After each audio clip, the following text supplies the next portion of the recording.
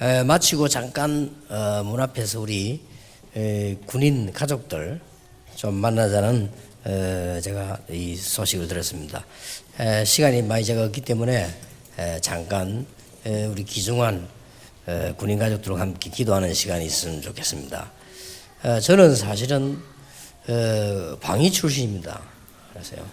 그래서 뭐 농담으로 소위 중위 대위 방위 그러합니까? 그런데 가르늦게 가게 됐는데 제가 한 1년 동안 현역 부대 안에 배치가 됐어요. 그러니까 굉장히 고생이 많았습니다.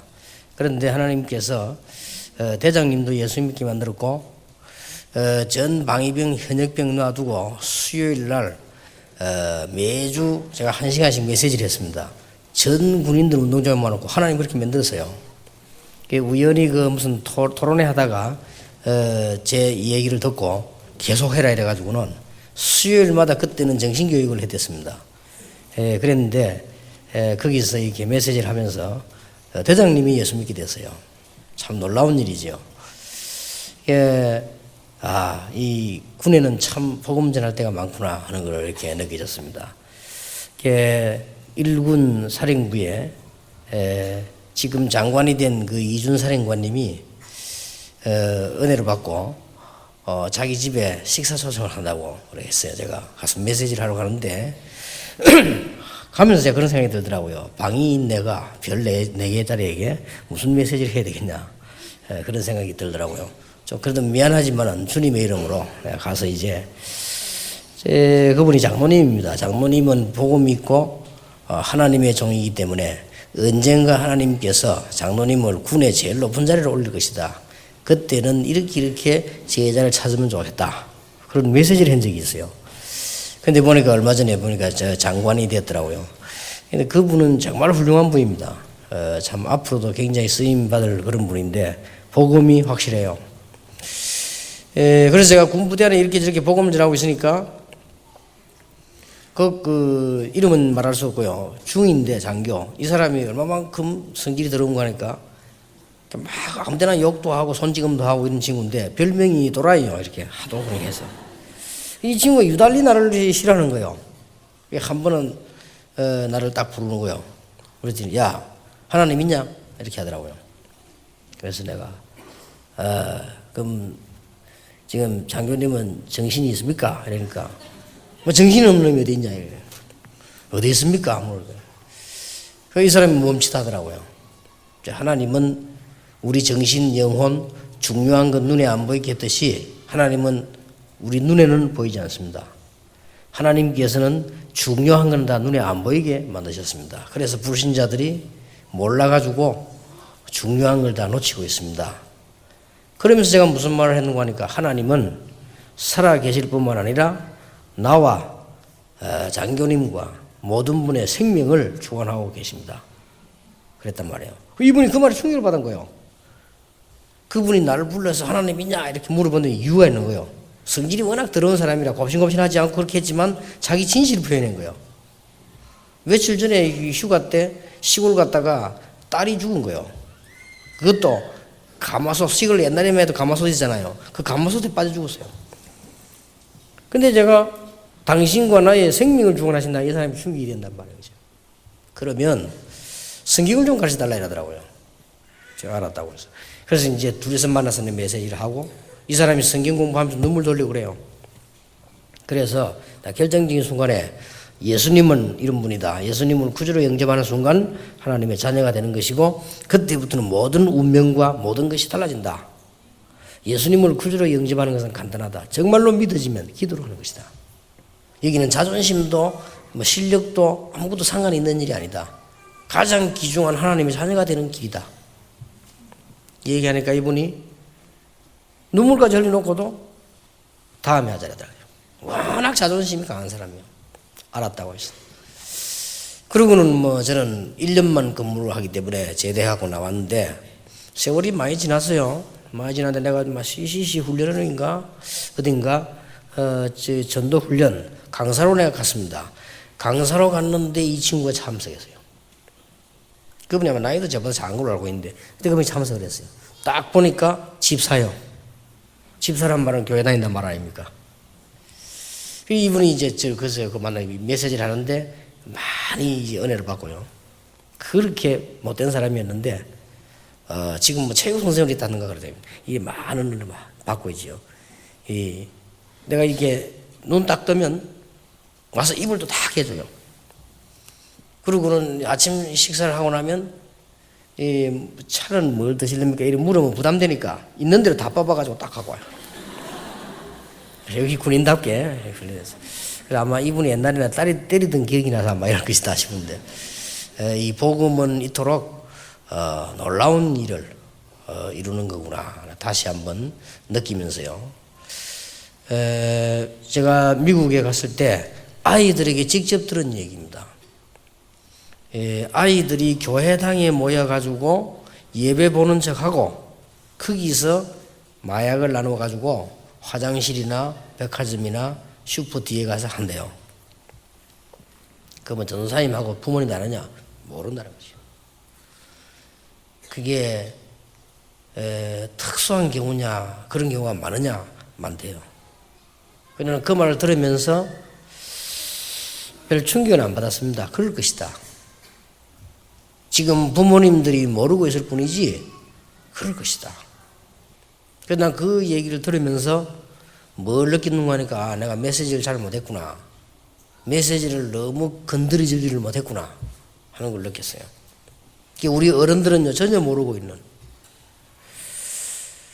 그래서 제가 그 들으면서 복음이 아니고는 해결될 길이 없다. 머리가 나쁜 사람들은 못 느낄 뿐이고 머리가 있는 사람들은 분명히 갈등하게 돼 있다. 나는 대부분의 사람들이 거짓말하고 숨기고 있다는 걸 알았습니다. 머리가 워낙 나쁘면 갈등이 없어요. 이게 머리 나쁘니까. 그러나 어느 정상적인 사람이라면 제대로 깨닫지 못하면 갈등이 빠질 수밖에 없을 것이다. 눈에 안 보이는 존재 사단, 여러분 집과 여러분 자손과 개인에게로 파고들은 흑암의 재앙, 이 세상을 컨트롤하고 있는 지옥의 근세, 이 눈에 안 보이는 이 어마어마한 문제를 해결받지 않고 어떻게 행복할 수 있겠냐. 그래서 이거 해결하는 것만이 복음이다. 저는 깨달아졌거든요. 저는 그 이전에 행복하지 않았습니다. 아마 제 설교를 듣는 사람 가운데 제 어릴 때부터 저를 아는 사람이 있을 겁니다. 저는 학교 다닐 때 공부도 잘했습니다. 저는 어릴 때 클 때 어른들이 저를 알겠습니다마는 모범으로 컸습니다. 만화를 한 건 읽질 않았습니다. 학교 선생님이 만화 보지 말았기 때문에. 그만큼 제가 모범으로 컸습니다. 우리 어머니에게 그 고구마 먹다가 얻어 터지고 난 뒤부터는 절대로 먹으라 소리 안 하면 내가 안 먹으랬습니다. 이러던 내가 커지면서요, 이 세상을 이기지 못하고 내가 가지고 있는 갈등을 해소를 못하고 내가 품고 있는 기대에 미치지를 못하고 세상 사람들이 너무너무 가짜라는 걸 확인되어졌고 무너진 거예요. 생전 싸움을 안 하던 내가요 맨날 싸우고 있어요. 그러니 뭐 말할 필요가 없는 거죠. 나는 어느 날 알게 된 거예요. 이 세상에 일어나는 눈에 안 보이는 지옥의 배경과 사단의 배경과 눈에 안 보이는 이 재앙의 저주의 배경을 어떻게 사람들이 알겠는가 말이요. 저는 이걸 알게 된 거예요. 알고 된 그날로부터 지금까지 계속 응답해온 겁니다. 물론 문제가 전혀 없었던 바는 아니고 물론 제게 어려움이 전혀 없었던 바는 아닙니다만 그런 걸 하나님은 다 넘게 하셨고 지금까지 진정한 응답을 주셨습니다. 그래서 저는 그건 확신합니다. 그 어떤 지식인도 그 어떤 재벌도 그 어떤 왕도 그 어떤 장군도 여기서는 해결책이 없다. 그래서 우리는 이 복음을 전하는 것만이 사명이라는 게 깨달아졌단 말이에요. 그때부터 사실은 응답도 오기 시작했습니다. 여러분들이 틀림없이 이 자리에서 IQ가 정상 이상 되는 분들은 알 겁니다. 정말로 이 인간의 갈등과 이 해결하는 영적인 문제 이거 알 겁니다. 그리고 벌써 그 정도로 못 느끼는 사람은 아주 수준 이하의 짐승 비슷한 사람이기 때문에 그거는 대화가 할 거 없는 거고요. 어느 정도 정상적인 사람이라면 이게 왜 이러냐 하는 것이다. 느껴질 겁니다. 그래서 막 출세하려고 발버둥 치지만은 다가오는 영적 문제를 막을 수가 없고요. 내가 잘해보려고 몸부림을 쳐야 되는 건 당연한 일인데 하고 보니 그 뒤는 다가오는 문제를 이길 수가 없단 말이에요. 그래서 복음만이 살 길이다. 대부분 사람들이 말이죠, 이제 목표도 없이 막 살기도 하고 또 목표가 있어도 하나님 계획하고 전혀 안 맞는 이런 목표를 가지게 되죠. 오늘 여러분들이 혹시 숨은 고민을 가지고 오셨으면 오늘 정말 해결받는 날이 되기를 바랍니다. 그리고 여러분이 정말 목표도 바른 목표를 세우는 축복의 날이 되기를 바랍니다. 어떻게 하면 될 것이냐? 많은 얘기를 할 수 있으나 한 몇 가지로 하나님의 말씀을 보겠습니다. 첫째로는 제가 성경을 보니까 예수님을 만난 사람은 중요한 문제가 해결됐다. 진짜로 예수님을 만난 사람은 중요한 문제가 해결됐다. 도대체 누구냐? 제 자신도 그랬고 진짜 예수님을 만난 사람은 문제가 해결됐단 말이에요. 더 정확하게 말하면 하나님께서 이 땅에 예수 그리스도를 보내셨는데 그 예수 그리스도를 만난 사람은 진짜로 영적 문제가 해결됐다. 나는 이걸 여러분에게 담대하고도 확실하게 소개하고 싶습니다. 도대체 불치병자도 예수님 만나면 해결됐지요. 죽은 나사로가 살아났지요. 나인성 가부가 아들이 죽었는데 통곡하며 가다가 예수님 만나 살아났지요. 오병 이어가지고 5,000명 먹고 남았지요. 사병이 이제 뭐 이래가지고 매주 뭐 먹고 남은 우리 기록이 있지 않습니까? 예수님을 만난 사람은 중요한 문제가 해결됐다. 저는 이런 거를 보면서요, 우리 한국에 100년 전에 그리스도라는 이 복음이 들어왔는데 사실은 우리 한국이 그때부터 변했어요. 그 이전에는 변화되지 않았습니다. 그러고 눈을 뜨고 보니까 복음이 들어간 나라 대만이라든지 뭐 일본이라든지 어쨌든 나라들이 다 살아났단 말이죠. 그리고 주로 복음이 안 들어간 나라들마다 흑암에 빠졌단 말이죠. 내가 그걸 보면서 이 복음이 들어가기만 하면 하나님의 역사가 나는구나. 오늘 여러분들이 중요한 문제를 정말로 해결받는 축복이 있길 바랍니다. 예수 그리스도 도대체 누구냐 말이에요. 여기에 우리는 중요한 답을 얻는 날 굉장한 축복의 문이 열릴 것입니다. 분명한 사실은 예수 그리스도 이름이 증거되는 곳마다 흑암 세력이 떠나간다는 사실을 알고 있습니다. 옛날에요, 저희 집 바로 앞에 어떤 이 아주머니가요, 우리 어머니하고 나이가 비슷한 아주머니인데 우리 집을 딱 온 거예요. 무슨 일이 있어서 와서 저희 어머니하고 얘기를 하다가 갑작스럽게 이 사람이 벌떡 일어나더니 눈이 이만해졌어요. 그냥 우리 집 뭐 물어보러 왔다가 우리 집 앞에 있으니까요. 얘기를 하더니 눈을 번쩍 뜨더니요, 막 무섭다 해서 도망가는 거예요. 이상하다, 이 사람이 왜 이럴까 돼. 우리 집에 성경책을 딱 반 순간요, 희한하지요. 성경책을 보는 순간에 이분이 막 벌떡 일어나더니요, 얘기도 다 안 하고 도망가 버렸어요. 그래서 난 속으로 이상하다 그런 생각했거든요. 저 사람 참 이상하다 그런 생각했는데 알고 보니요, 이 사람이 가을만 되면은 집을 나가요. 돌아간 거지요.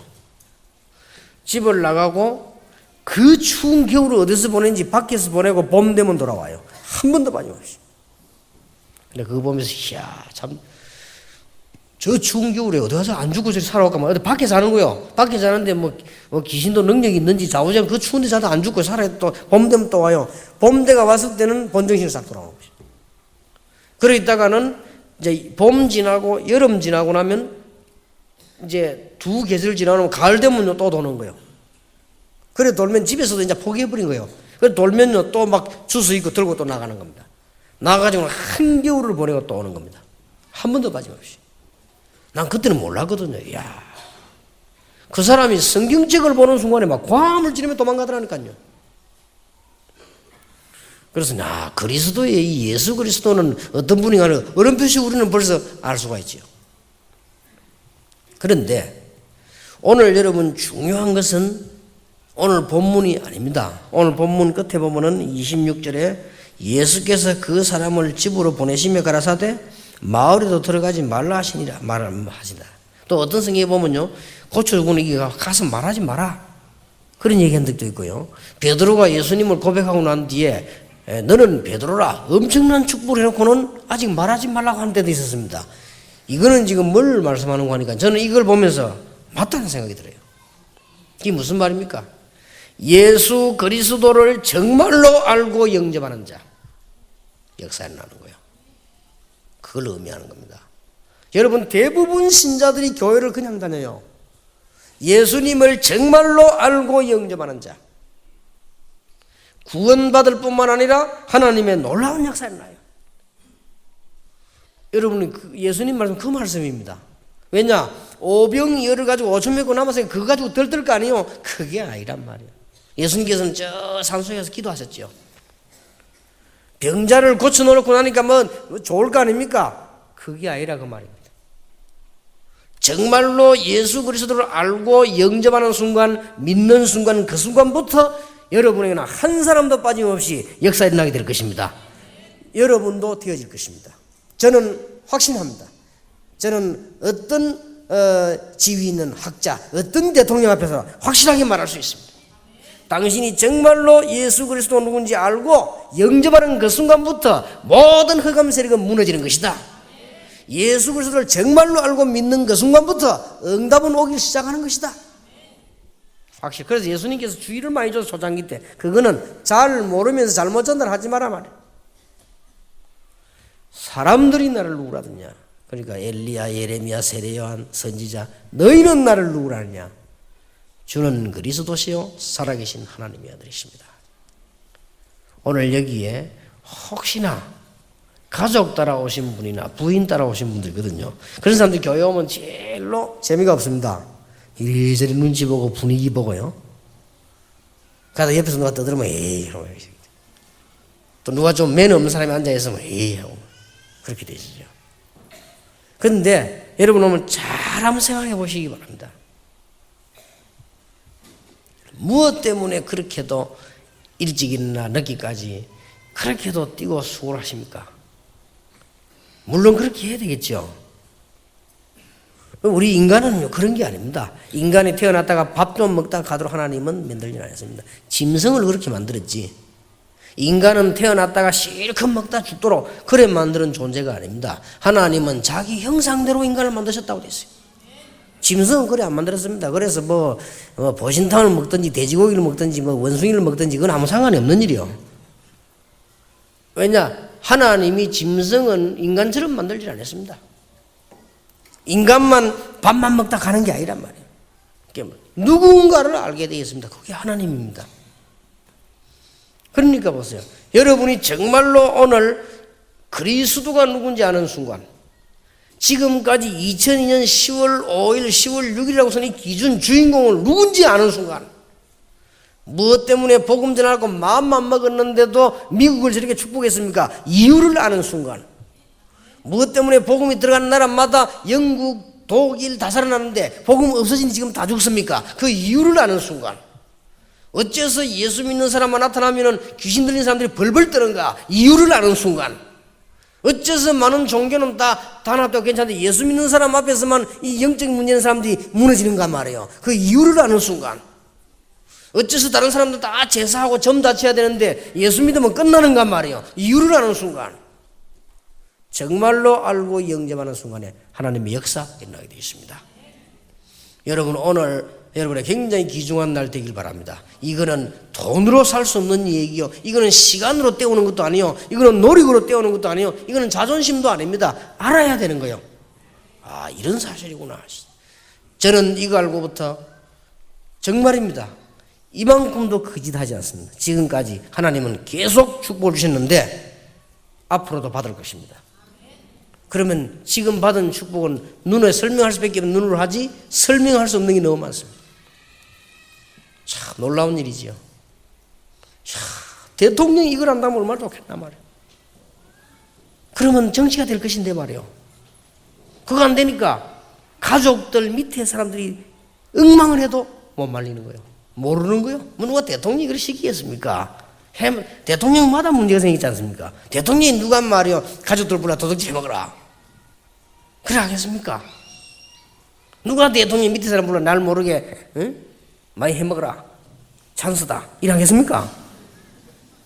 다 하지 말아 하겠지. 근데 이게 뭐 말리는 거야. 이게 허감 조직이요. 그래 그러면 갈 때는 끝맛 되면 다 무너져 버리는 거예요. 인생 끝나고 나면 아무것도 없게 되는 거예요. 이게 인생이요. 그러면 되겠습니까? 중요한 걸 빠뜨려 버리기 때문에. 여러분 그리스도가 무슨 말인지만 알아도 됩니다. 기름 부음 받은 자. 도대체 예수 믿는 사람이 그리스도가 무슨 말인지도 모르는데 그 말만 알아도 돼요. 그 말을 알고 믿는 것입니다. 영접하는 자, 곧 그 이름을 믿는 자들에게는 하나님의 자녀가 되는 권세를 줍니다. 그러면 여러분에게 제 말을 듣든 안 듣든 여러분 주위에 역사가 일어나기 시작하는 거예요. 참 놀라운 일이지요. 그리스도가 무슨 말입니까? 삼중직을 합친 걸 말합니다. 왕, 선지자, 제사장. 이 세 개 합친 걸 보고 그리스도가 말합니다. 여러분들 알고 계시겠지요? 이 세 직분에게 기름 부었기 때문에 그리스도 이 말은 기름 부음 받은 자라는 뜻입니다. 근데 그림만 알아가지고는 안 돼요. 무슨 말입니까 그게?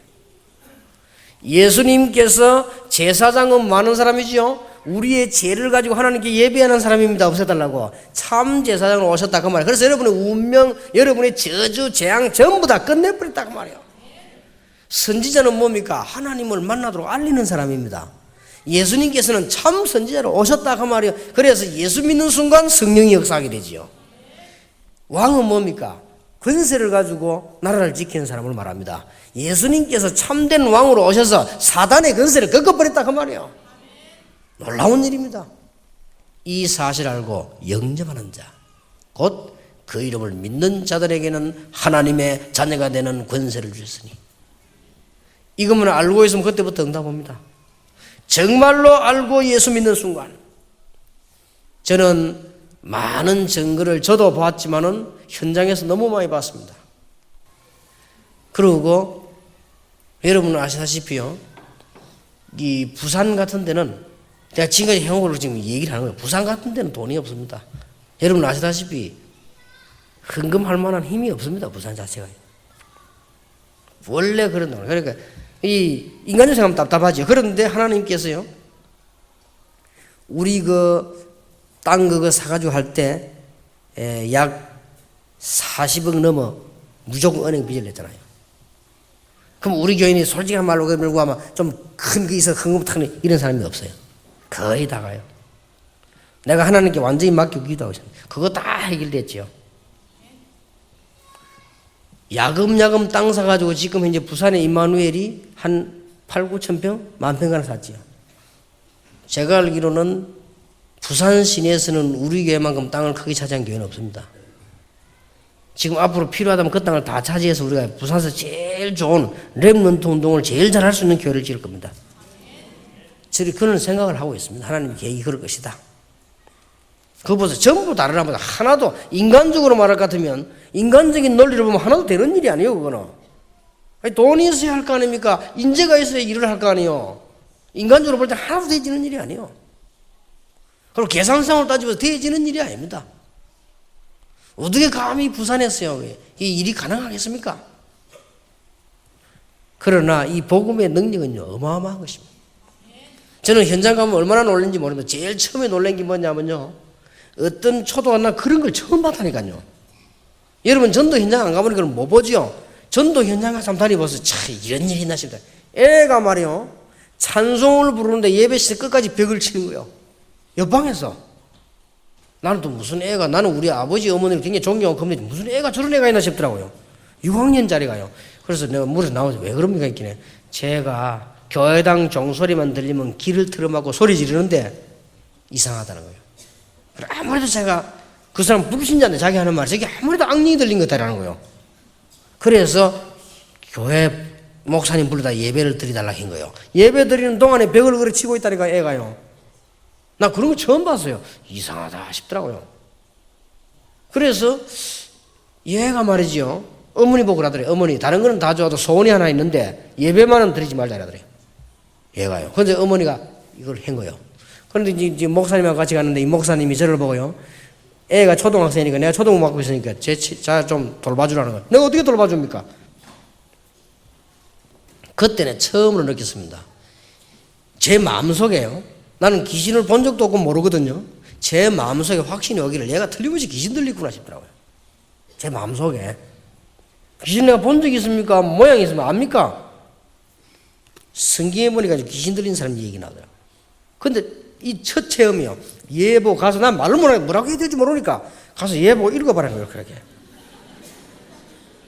얘가 읽다가 소리를 지르는데 이야 이럴 수가 있나. 그래서 이제 얘를 잡고요. 내가 손을 잡고는 뭐 할 줄은 모르니까 손문 잡고는 예수 믿겠다고 기도하라는 거죠.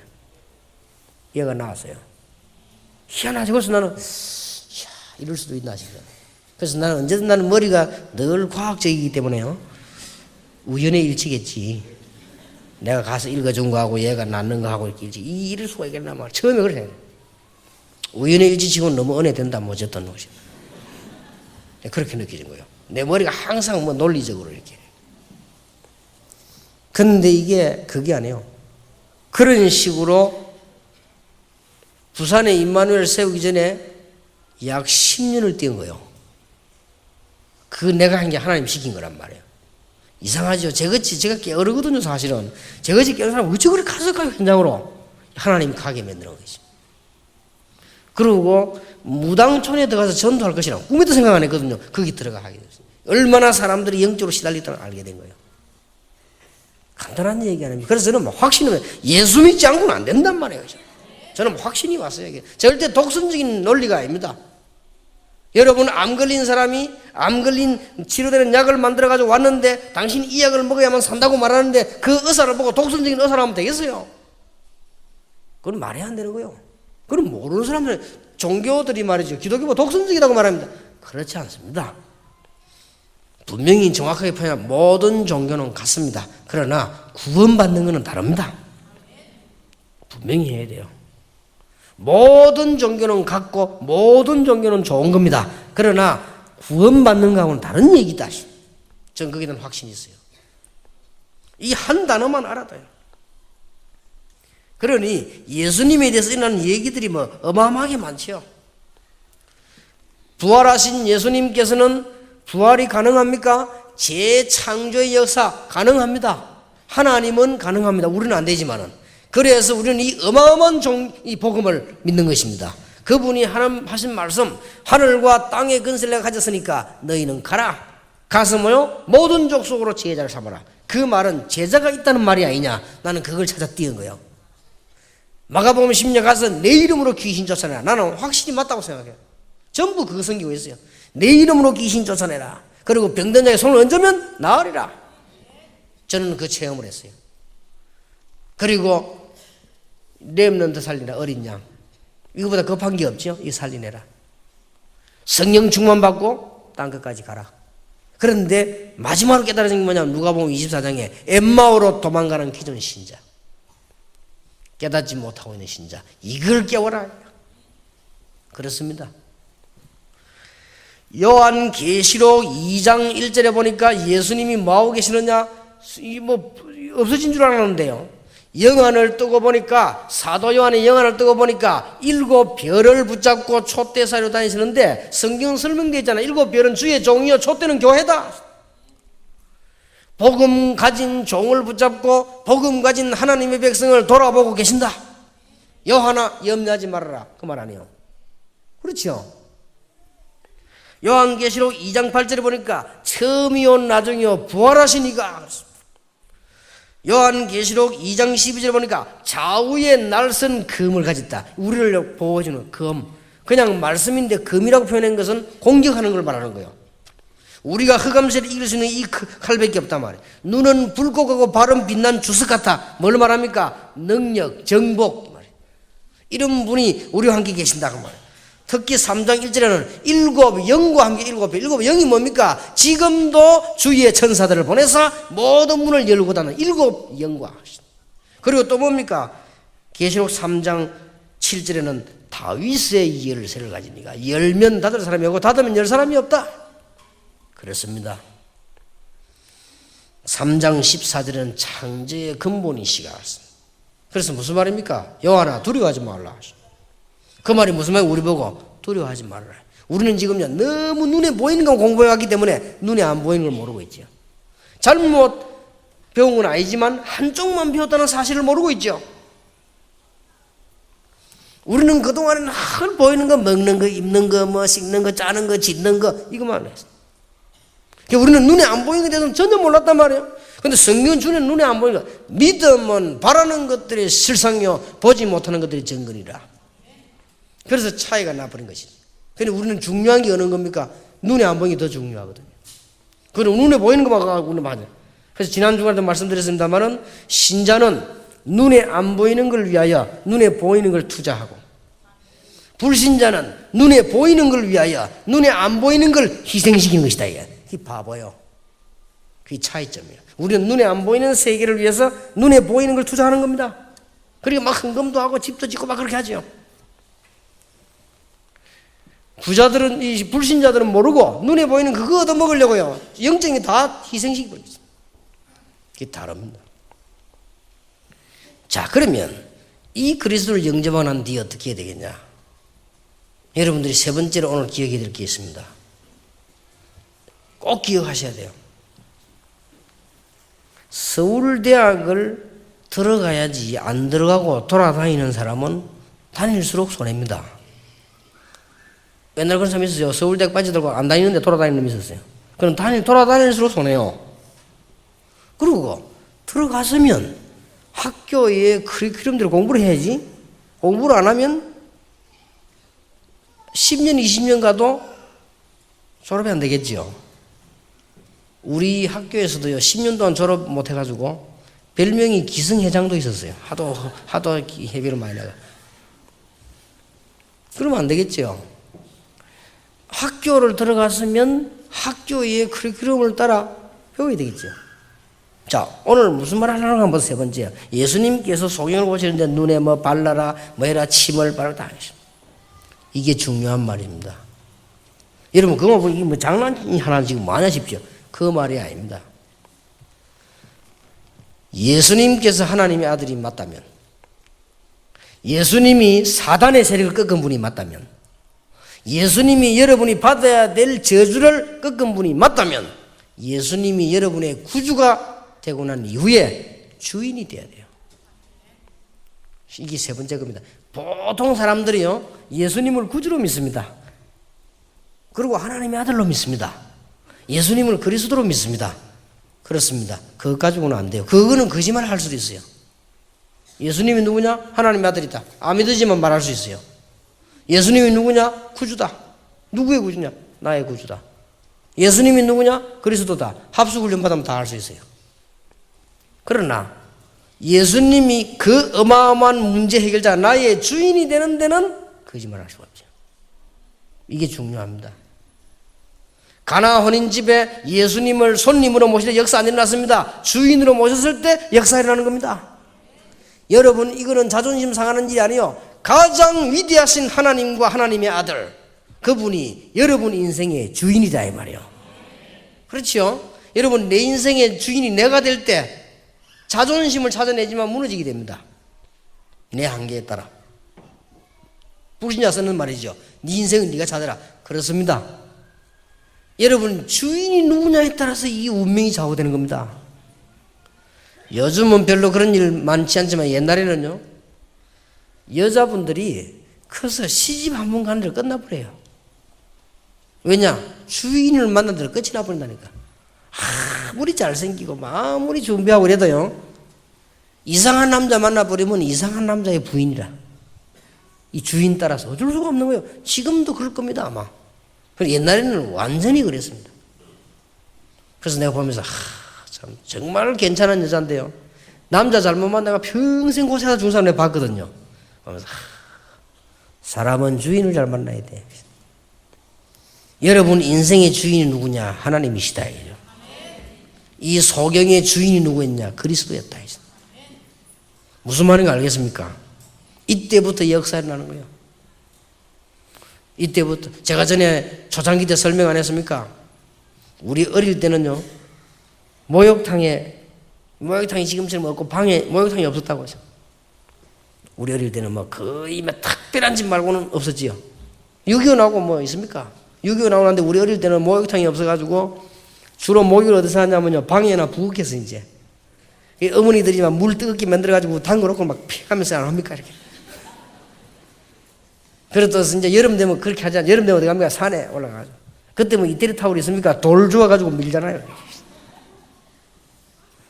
우리 어릴 때 그랬다고. 그럼 목욕탕 큰 마을에 짜다 하나 있었거든요. 마을에 하나 있으면 그 목욕탕 주로 언제 가느냐? 명절 바로 전날 가잖아요. 명절 바로 전날 가면 막 사람이 많지요, 막 그러죠. 그것도 이제 어머니들 잔소리 한참 듣고 가자, 빨리 가라고 막 그래. 가서 이제 1년에 2번 이제 확실하게 하는 거지, 이렇게. 옛날에 우리가 했어요. 그래서 뭐, 그 목욕탕 가면 막, 지금도 보면 기억납니다. 이게 물 속에 들어가서 앉아있는데, 막 그 밑에 보면 의자 같은 게 앉아서 목에 잠기 있으면 할아버지도 앉아고 시원하다면 앉아서 우리 뜨거우면 못 하겠는데, 막. 그래서 막 그런 우리 경험도 있고, 목욕탕 가면 막 지저분하고 막 그러잖아요. 지금 나는 여러분들 집에 거의 다 목욕탕 다 있죠? 이게 많이 발전했죠.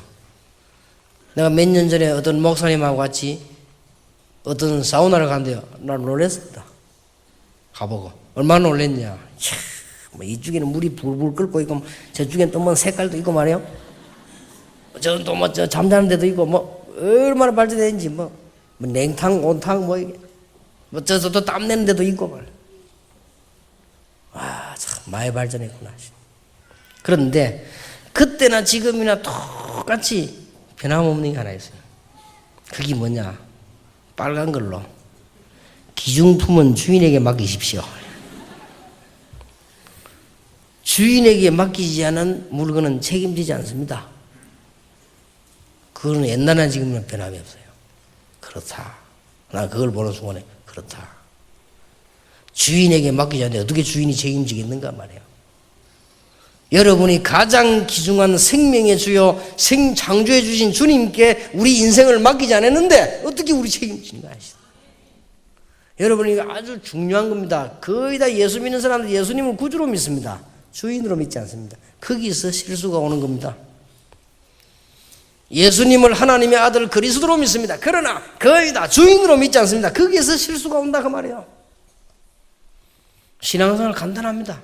오늘 여러분들이 큰 축복을 회복하는 중요한 날이 되길 바랍니다.